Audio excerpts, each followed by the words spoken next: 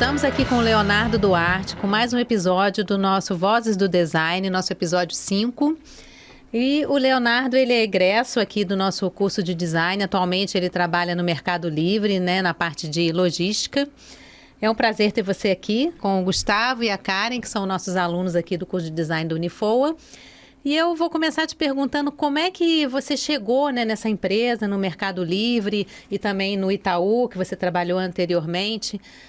Como é que foi esse caminho das pedras, né? Porque os nossos alunos ficam pensando, como é que a gente vai chegar no mercado de trabalho, né? Como é que a gente vai chegar numa grande empresa? Foi através de network, de portfólio? Como é que foi essa sua trajetória até você chegar onde você está hoje? Boa. Eu tinha muito essa dúvida também na época e tentava entender como que é ser esse desafio para poder chegar numa empresa que não está diretamente sediada aqui em Volta Redonda. Então, a forma que eu identifiquei de fazer isso, sendo de um curso do interior, foi fazendo network. E eu lembro até hoje, no primeiro período, quando a professora Aline comentou com a gente que ia ter o N-Design em São Paulo, que era um evento estudantil. E esse evento estudantil ia alunos do Brasil todo participar de palestras, workshops, atividades, rodas de conversa. E eu me juntei na época com mais 2 alunos da minha turma e a gente se aventurou em ir para o N-Design em São Paulo. E eu falo que essa experiência, logo no primeiro período, foi uma experiência que mudou toda a minha percepção do como eu deveria interagir com o mercado de design. Porque eu vi que, por conta da nossa região, de estar numa cidade interior, a gente precisava fazer conexões com profissionais já do mercado, de outras áreas, com alunos também, para poder ter conhecimento do como eles estavam construindo as coisas ali, seja no design gráfico, no design de produto, no design de mobiliário, e também saber como é que era o background deles. Então, eu utilizei muito desse espaço de eventos fora da cidade, e aí eu pude participar em 2015 do N-Design, 2016 do N-Design João Pessoa e 2017 do N-Design Curitiba. Só para explicar para o pessoal, o N-Design é um encontro, né, nacional de estudantes de design. E na pandemia ele foi interrompido e aí não teve mais. Eu participei quando eu era estudante da PUC, quando eu fiz designer lá. Eu participei do N-Design que foi lá na faculdade. Então, é um encontro bem bacana. Tomara que volte. Né? Sim, sim. E é importante também não só esses eventos fora, mas também ir nos eventos que a própria faculdade oferece, né? Você estava comentando com a gente. A gente tinha também os eventos e as visitas que a gente fazia na faculdade, né? Eu lembro uma vez que a gente foi em alguns estúdios no Rio, a gente tinha muitas visitas no CCBB para fazer visitas em exposições de fotografias, de arte, por conta de algumas disciplinas que a gente tinha no curso. E as próprias palestras, eu digo assim, semana acadêmica, como essa semana nossa Sim. que está começando agora, que a gente traz pessoas de fora, aí é importante os alunos participarem, Exato. né? Você, quando você era aluna, você participava? O que isso agregou? É uma oportunidade de também fazer network com os alunos egressos. Eu lembro que eu utilizei muito desse espaço com o Marlon Itaboraí, que foi um egresso do curso, e o Marlon foi o cara que em 2017 me ajudou a construir o meu TCC. Foi ele que trouxe para mim, de forma de artigos e outras referências, o que era o design, o UX design, e como que ele estava crescendo o mundo afora. E foi nesse momento que eu entendi que eu tinha uma oportunidade de trabalhar em uma outra área do design. Então, eu fiz muito contato com o Marlon na época. Eu lembro que durante uma palestra que a gente teve aqui na FOA, não lembro se foi Semana do Design ou uma aula magna, que tinha um egresso do design que trabalhava na Volkswagen e ele veio compartilhar uma vaga de UX que a Volkswagen estava abrindo em Porto Real. E eu lembro que foi eu e o Vitor, da minha sala, a gente foi selecionado para fazer esse processo seletivo na Volkswagen em Porto Real. Só que depois eles cancelaram a vaga, não deram continuidade. Mas essa possibilidade da Semana do Design, de outras atividades, é fundamental para a gente fazer conexões com designers que já estão no mercado. Eu queria também trazer um outro ponto dessa questão do network, que foi quando eu estive presente nesses eventos, eu conheci designer de São Paulo, do Rio, de João Pessoa, de Curitiba, e foi nesse lugar, né, em 2015, que eu conheci um amigo que depois, lá em 2019, ele me indicou para o Itaú. Então, a gente manteve contato de forma ali indireta, porque a gente morava em outra cidade, mas a gente conseguiu criar uma conexão, uma afinidade, que lá na frente ele viu potencial no meu trabalho. Ele falou, Léo, tá abrindo uma vaga aqui de designer júnior, você não quer participar? E eu tinha acabado de formar, isso foi no mesmo ano. Que legal. E aí ele me convidou, eu fiz todo o processo seletivo e 2 semanas depois eu estava me mudando para São Paulo. Bacana. E aí depois, para você chegar no Mercado Livre, como é que foi? Você ficou quanto tempo no Itaú? Eu fiquei 2 anos e meio no Itaú. Antes de chegar no Mercado Livre, eu fui para a Log. E quem me levou para a Log foi o Marlon, que também estudou aqui no curso. Eu conversando com ele na época, falei que estava um pouco...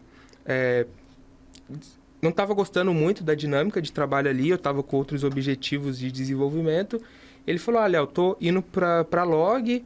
Eu sei que eles estão abrindo algumas vagas. E se você quiser, eu posso te indicar. E aí o Marlon me indicou nessa vaga da Log. Eu entrei na Log em 2021, fiquei 1 ano na Log e depois eu fui para o Mercado Livre, que também foi uma indicação, através de network. É importante a gente frisar que, assim, tem a indicação, mas tem todo o processo seletivo, vai também da competência, né? Sim, sim. Não é aquele QI, não. Às vezes as pessoas falam assim, tem o QI para você entrar. Tem o QI, mas você tem que ter competência. Exato. Né? E o network, ele é construído com bases sólidas, né? Não é porque a pessoa me conhece que ela... com certeza, é competência. Ela vai falar, não, contrata ele porque ele é a pessoa ideal. Não, eu passo por um processo onde eu preciso também mostrar para essa pessoa que eu tenho as habilidades necessárias para estar naquele espaço enquanto empresa, eu tenho as minhas competências técnicas que são condizentes com a vaga que tá em aberto. Então, é todo um processo seletivo. O network, ele é só uma forma de você mostrar o seu trabalho fora de um processo seletivo e criar essas conexões. É um prazer ter você aqui com a gente. Obrigado. Eu estava lendo um pouquinho do seu mini currículo que você mandou. Dei uma olhada lá, você se interessa muito pelo skate e pela arte. Queria saber como é que foi esse processo para você chegar onde você está hoje, como que se deu o seu início de carreira, a sua paixão por essa área em que você se encontra hoje. Perfeito. Eu gosto de dizer que eu escolhi fazer design por conta do skate. Eu comecei a andar de skate em 2008 e... né, com o passar dos anos, eu queria continuar próximo do skate. Eu falei, cara, eu preciso encontrar alguma coisa que me mantenha, de alguma forma, próxima desse mercado. E isso sendo de forma profissional. E aí eu entrei no curso idealizando em montar uma marca de skate. Eu já estava com tudo pronto na cabeça, assim. Eu entrei e falei, nossa, eu vou fazer design, eu vou fazer... O meu TCC, ele vai ser... a identidade visual de uma marca. Eu lembro até hoje que eu conversei com a professora Patrícia e com a professora Aline. E então o skate, ele sempre foi algo onde eu via a possibilidade de explorar esse lado criativo, e o design foi a forma de tentar materializar algo profissionalmente, sabe? Então, por exemplo, lá atrás a minha ambição era ser designer gráfico e trabalhar para alguma marca de skate ou criar a minha. E aí, ao longo desses anos, eu continuo andando de skate, estando próximo dessas áreas mais criativas. Só que ali em 2017, como eu comentei, o Marlon, ele me mostrou um pouco dessa área de UX.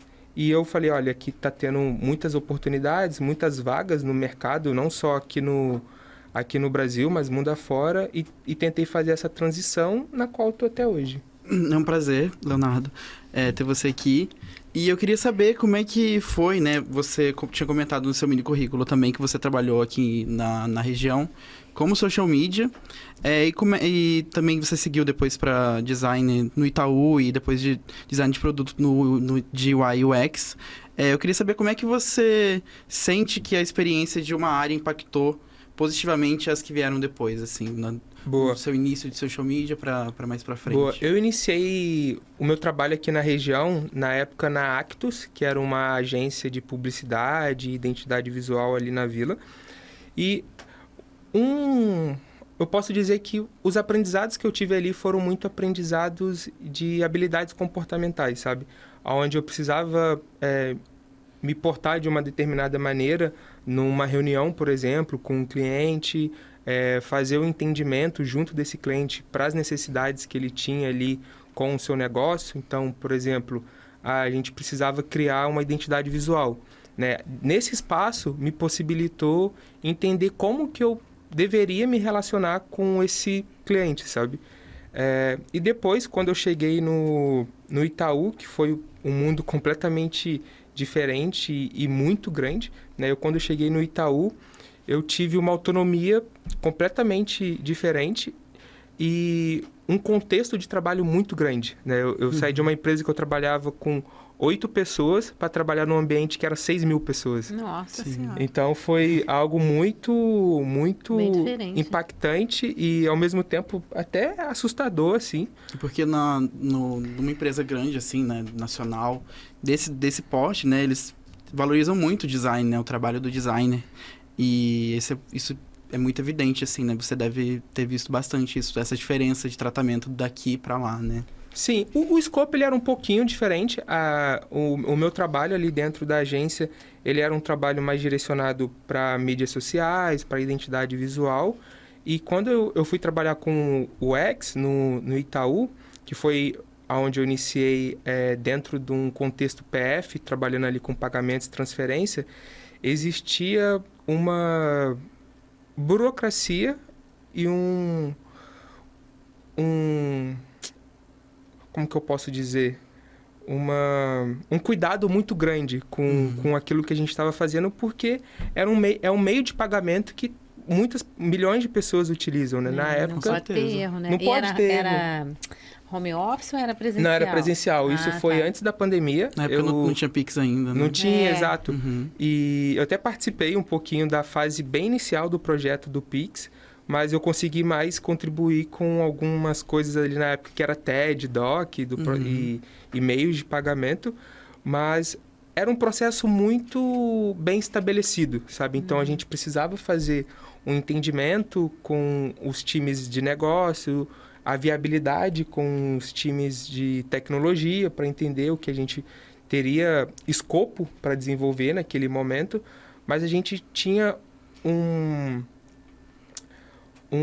posicionamento e um viés muito estratégico, porque a gente precisava tomar algumas decisões do como fazer, do porquê fazer, que eu não tinha isso muito dentro da agência, porque na agência é um trabalho mais objetivo, onde a gente precisa ali conceber uma ideia para uma arte ou para uma identidade visual.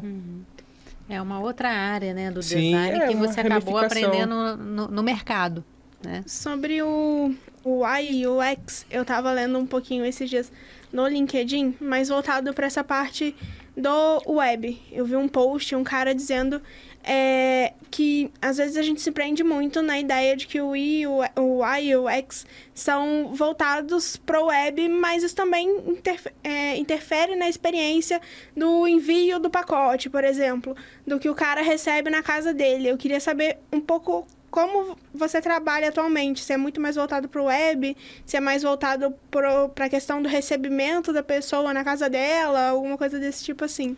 Hoje eu trabalho desenvolvendo ferramentas e produtos para esses dois formatos, né?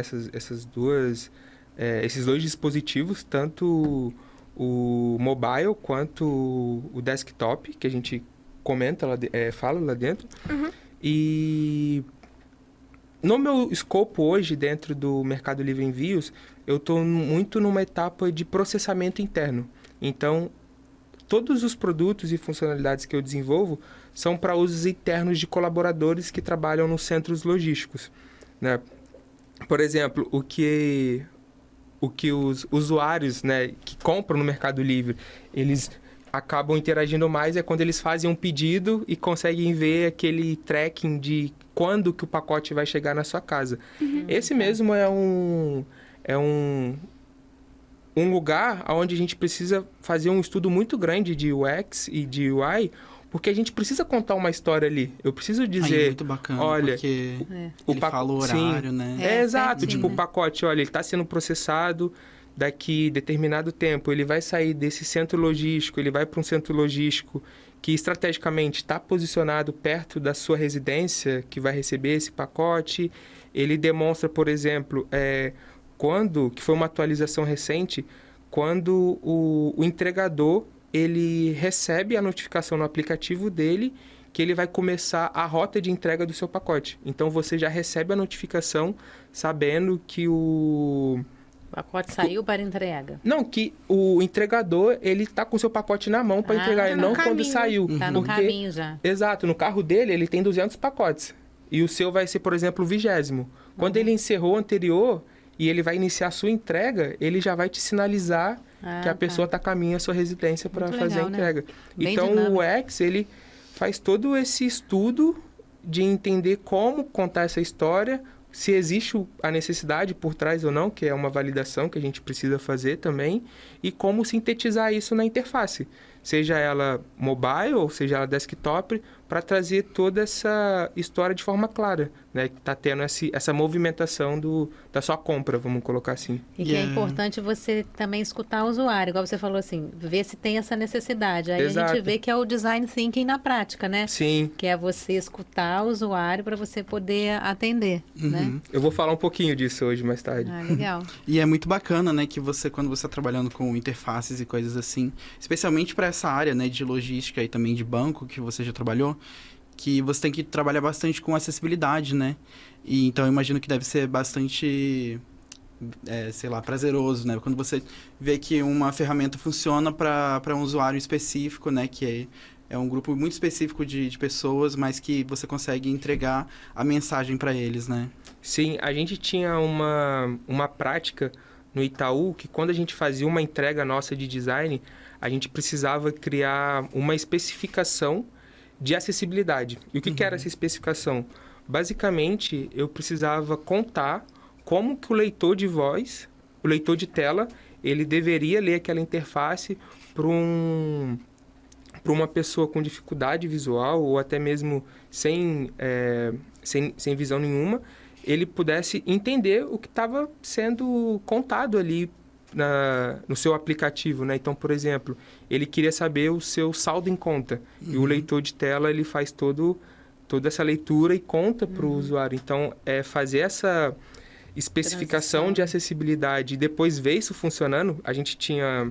Na época que eu trabalhava no Itaú, tinha um lab lá dentro, onde a gente fazia esses testes com usuários reais. E era muito gratificante ver eles contentes com a informação, né, sendo transmitida ali. Bacana. Isso é uma coisa que o próprio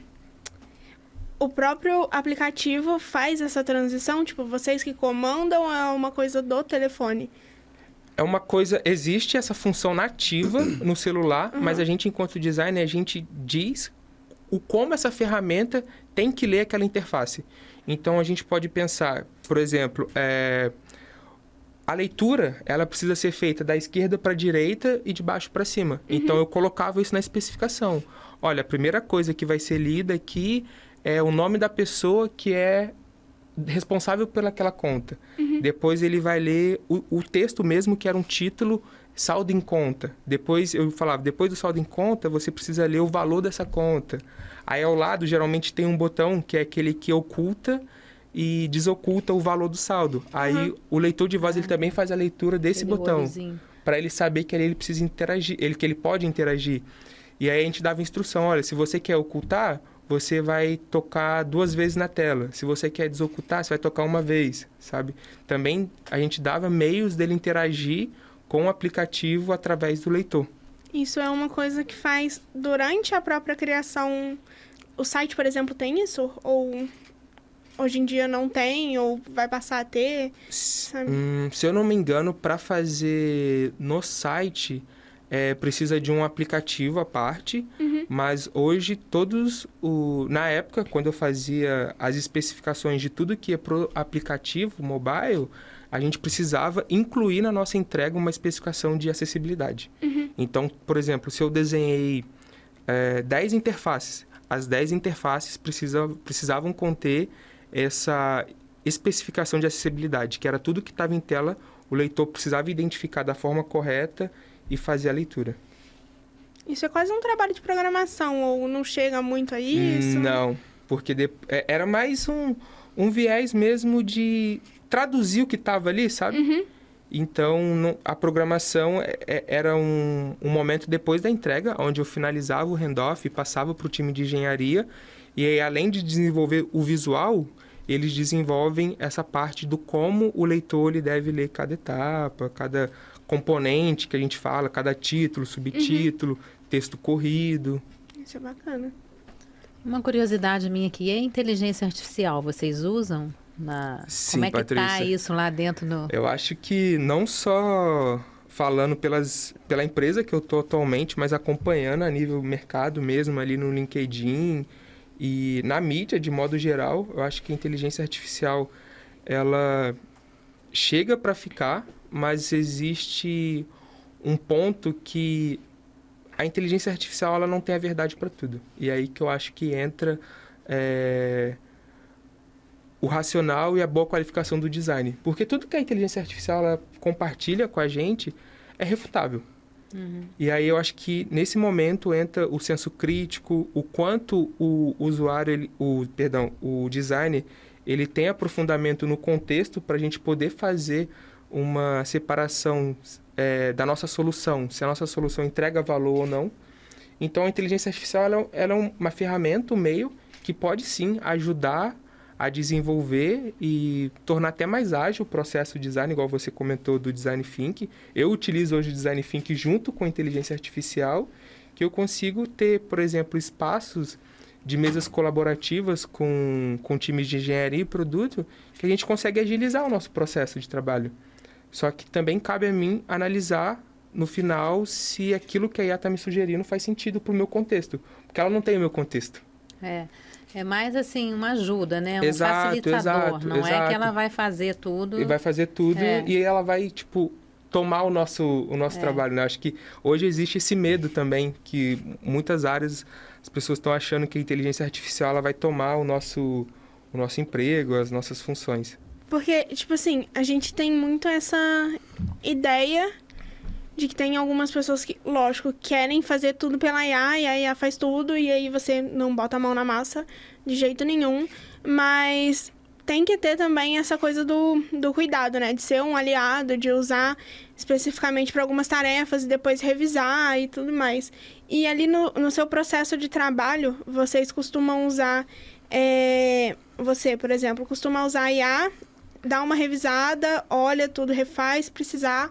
E aí você demanda para outra pessoa, já passando esses conhecimentos da IA, vamos supor, você desenvolveu lá o design da interface, mas o programador que vai colocar depois essa interface para funcionar, ele já tem esse conhecimento da IA, a IA te sugere alguma coisa também de programação ou não?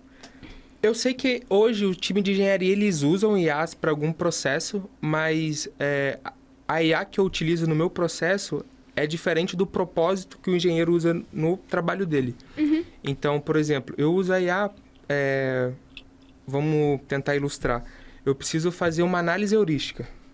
E a gente tem os nossos chats e agentes de IA que a gente ensina eles e acaba fazendo uma pré-educação de compartilhar. Por exemplo, IA, a gente dentro do X, a gente tem as heurísticas, a gente tem as usabilidades, e eu posso pedir para a IA, com base nesse conhecimento, fazer uma análise prévia para mim. Uhum. Só que depois eu também faço a revisão para ver se aquela análise está coerente e concisa com as heurísticas.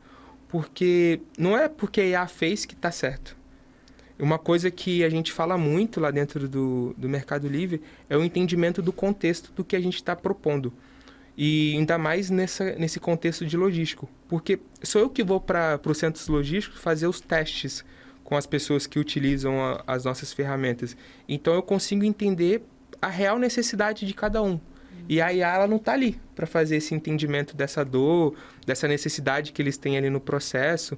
Como, por exemplo, eles comentaram numa última visita que a gente foi. Nossa, a gente está com dificuldade para fazer o carregamento desse caminhão aqui.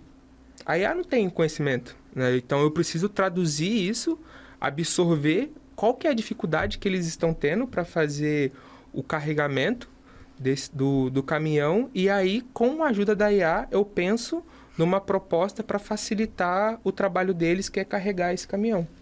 Em média, assim, a porcentagem que você falou aí do teste, com quantas pessoas, assim, que tem um número X de testes para você fazer, sei lá, tem que testar essa ferramenta aqui com 100 pessoas para a gente poder estar validando ela. Tem uma porcentagem Patrícia, de validação ou não? No meu contexto, isso é muito subjetivo, por quê? Vamos supor que eu preciso... Depende do grupo, né, de pessoas. Depende do grupo, mas do contexto em si. Porque, olha só, vamos supor que eu preciso fazer um teste essa semana.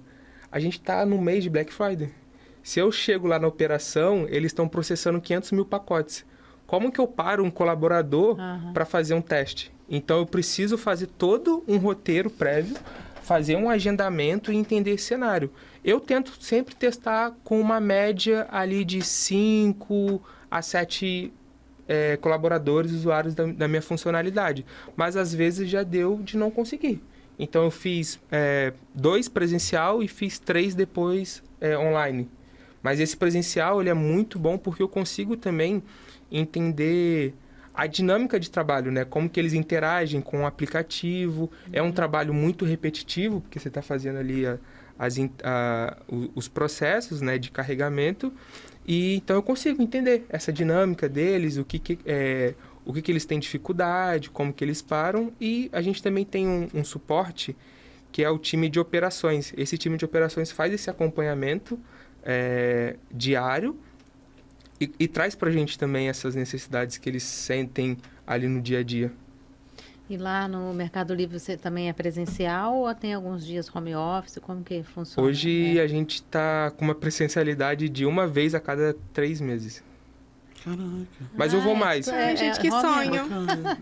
A cada 3 meses? A cada 3 meses.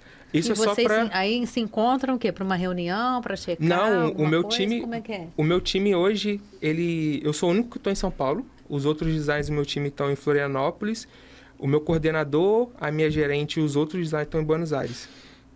Caramba. Muita gente acha que não sabe, mas o Mercado Livre ele é argentino. Eu não sabia. O Mercado Livre, a maior atuação dele é no Brasil, mas ele é uma empresa argentina. Entendi. E aí tudo que a gente faz lá dentro também, no meu contexto de envios, é Latam. Então as ferramentas que eu desenvolvo, eles são implementados Brasil, Argentina, México, Chile e Uruguai. E quando E Estados tem esse Unidos. encontro aí, é onde? É em São Paulo? Você está há quanto tempo lá? Eu tô 3 anos e 4 meses.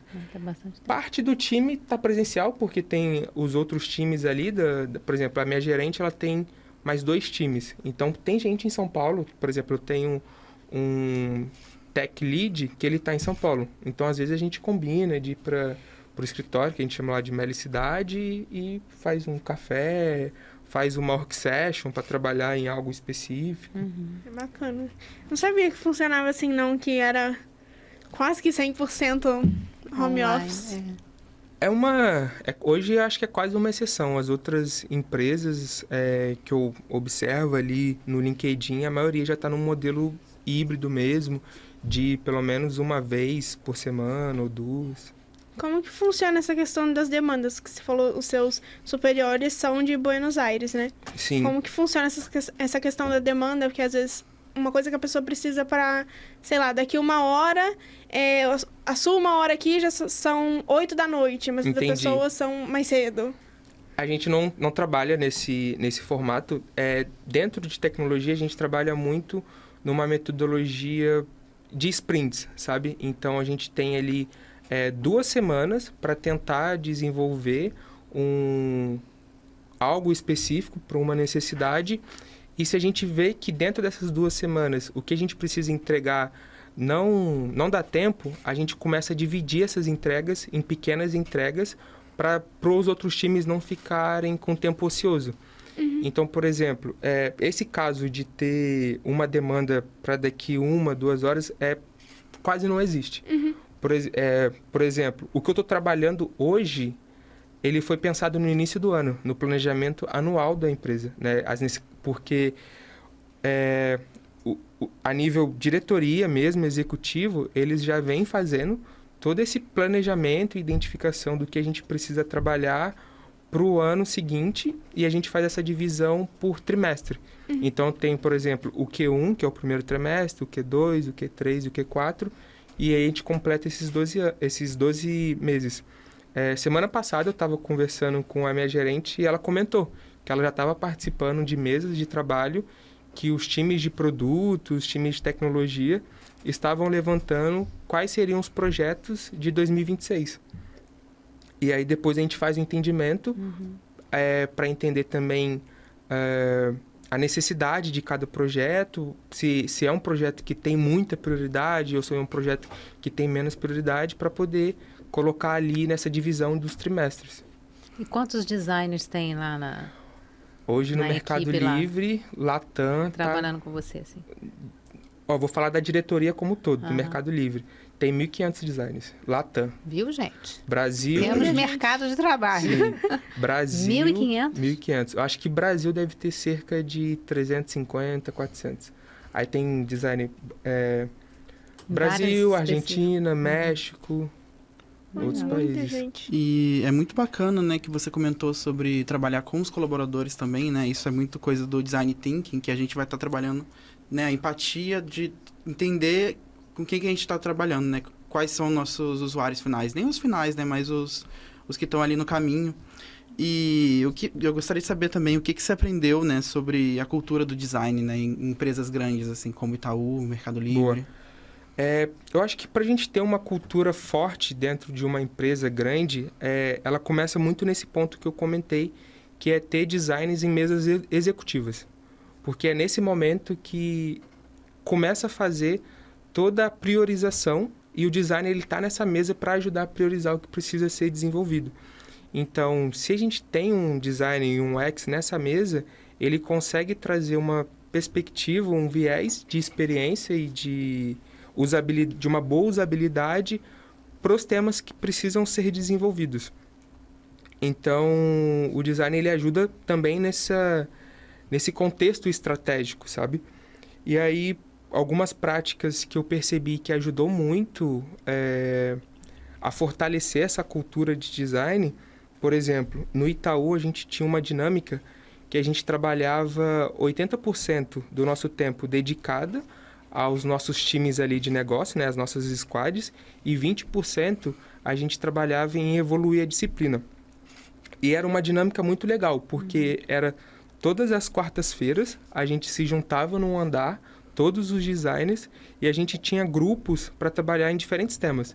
Então, por exemplo, a gente tem um grupo que a gente vai se juntar aqui e a gente vai discutir se as cores utilizadas no nosso design system estão acessíveis, por exemplo. Bacana. Se eu usar, por exemplo, uma cor num fundo e uma cor de fonte por cima, essa cor, essa fonte vai ficar legível. Uma pessoa que tem daltonismo, ela vai conseguir visualizar, não vai. Tem essa preocupação também. Tem essa preocupação. E então, quando a gente tem esses espaços para discutir as boas práticas de design, a gente consegue ter no final do dia uma consistência e um design robusto. Porque a gente está falando ali de cor, a gente está falando de tipografia, a gente está falando de processo de design. Gestalt, né? Gestalt, a gente fala, por exemplo, uma frente que eu trabalhei muito na época do Itaú, era DataVis. Como que os nossos usuários conseguiam ler os nossos gráficos. Então, a gente tinha um contexto de investimento ou de uma conta PF super complexo, e a pessoa precisava entender aonde que estava tendo, por exemplo, oportunidade ali dentro de um gráfico ou identificar uma perda. E ler gráfico não é uma coisa muito simples. Então, a gente dedicava tempo para poder entender como desenhar esses gráficos. A gente falava muito sobre processo de design, porque a gente tem essa necessidade de fazer entregas, né, ali, por exemplo, a cada 2 semanas, dentro de uma sprint. E então a gente precisava também estar sempre revisando o nosso processo de trabalho. Nesses espaços também o time aproveitava para desenvolver componentes que a gente tinha ali na nossa biblioteca de design system. Então acho que tem várias frentes que uma empresa pode trabalhar e deve trabalhar para ter esse fortalecimento da cultura de design. Eu acho que hoje em dia as empresas já enxergaram isso, né? Da importância de ter um profissional de design ali na equipe para estar solucionando os problemas, para estar dando novas ideias. Eu acho que lá atrás isso ainda era meio complicado, né? As empresas ainda não tinham essa consciência, mas eu acho que a gente, na nossa profissão, a gente já evoluiu muito nessa parte, né? Com certeza. Era muito... assim, o que é design? Hoje em dia não tem mais isso, né? E executa essa demanda, né? Não tinha muito essa questão Eu acho que a gente já evoluiu bastante.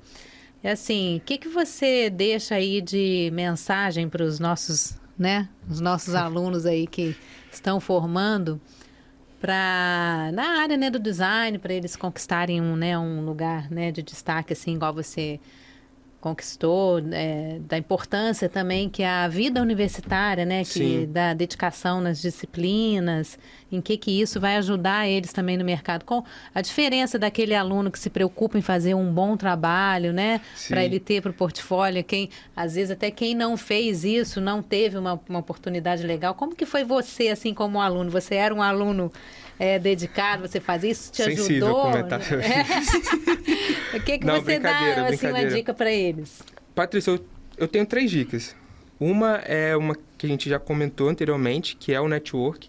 Então, aproveitar para estar nesses espaços que está sendo comentado sobre design e que é fora da sala de aula.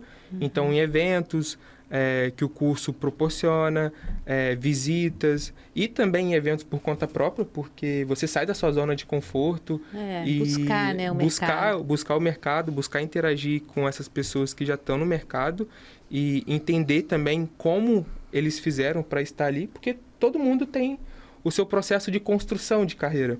E entender esse contexto é muito interessante. Um outro fator que eu lembrei agora você comentando, eu demorei para fazer isso, mas quando eu passei a consumir mais o que a gente tem na biblioteca aqui da FOA. A FOA tem uma biblioteca muito boa de todos os temas de design, seja de produto, mobiliário, embalagem, que na época a gente teve aulas de embalagem e UX. Então, consumir esse conteúdo ajuda a absorver mais background, porque o princípio do design ele não muda. Eu sei que ali embaixo tem um livro que fala sobre usabilidade, que foi escrito há quase 30 anos atrás, e eu utilizo isso até hoje. A importância da leitura, né? De buscar um conhecimento extra classe, né? E também fazer acompanhamentos. Uma coisa que me ajudou muito na época era ler artigos no Medium, né? Isso era uma prática não só minha, mas uma ótima dica aí, ó. De todo mundo que era da minha sala ali. A gente trocava mesmo no grupo. Tipo, um designer do Airbnb escreveu um artigo falando como foi o processo dele para desenvolver uma ferramenta para o Airbnb, sabe? Então, entender também a dinâmica do design no dia a dia dentro da empresa foi essencial, que era uma coisa que eu tinha muita dificuldade. Tipo, nossa, eu vou chegar lá e o que eu tenho que fazer? Eu tenho que falar com quem? Eu peço ajuda para quem, sabe? E esses artigos são leituras que um designer está contando a história dele para outro. Aí é aquela coisa da experiência, né? Você vê a experiência do outro e vai te ajudar na sua, né? Total. Bem legal. Vamos, então, encerrar. E aí você fala aí pra galera as suas redes sociais, se alguém quiser entrar em contato com você, pode falar. O meu LinkedIn tá com o meu nome, Leonardo Duarte. Eu, além de outra rede social sem ser essa profissional, eu utilizo mais o Instagram. Então, o meu @ lá, ele tá Leonardo Duarte ARNC. E acho que é isso. São as 2 redes ali onde o pessoal pode me encontrar, mandar uma mensagem. Eu também sou muito ativo no grupo dos egressos. Vira e mexe, a gente tá conversando ali sobre o mercado de trabalho e IA, por exemplo. Então, acho que é basicamente isso. Muito obrigada, tá? Obrigado a vocês pelo convite. Aqui. Vamos brindar ao nosso dia, né? Tchim, tchim.